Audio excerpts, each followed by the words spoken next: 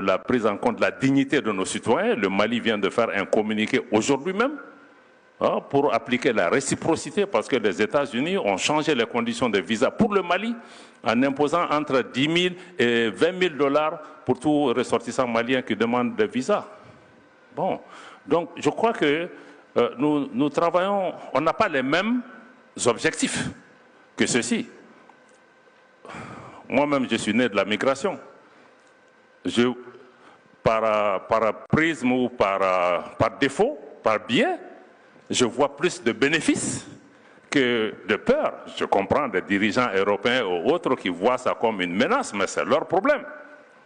Je ne veux pas aller sur leurs éléments de langage. Je sais que les mouvements africains, 80% de la migration africaine, c'est en Afrique ici. Et ça a apporté du bonheur à beaucoup de pays. Il y a une partie de la migration irrégulière qui est un problème, mais nous n'allons pas définir les 80% avec les 10% ou 20% de problème. Donc je crois qu'il faut vraiment qu'on comprenne, bon, les Américains ils défendent leurs intérêts, mais à nous de défendre nos intérêts également. Je suis certain qu'ils ont besoin de nous autant qu'on a besoin d'eux.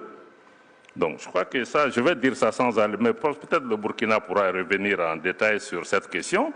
Et le dernier message que je vais peut-être laisser, sans aller dans le détail et en écoutant les jeunes gens, c'est ma réflexion sur la question même de la gouvernance dans nos pays. Et il y a beaucoup de questions. Le doyen Zerbo a parlé ce matin d'afrocratie. Il y a certains qui parlent de démocratie. Il y a certains qui ont des démocratures. Je répète encore une fois, démocrature.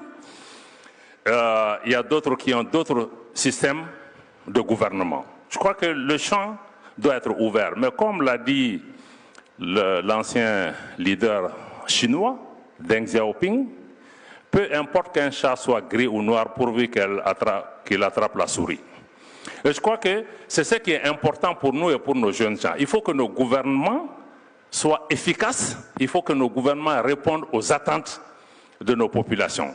Quelle est la forme la mieux indiquée pour répondre à ça? Ça, c'est une question qu'on peut débattre encore dans les universités, le professeur du CLA. Mais je crois que c'est là la question. Quel est le gouvernement qui peut attraper la souris pour nous? Je crois que c'est ça le plus important.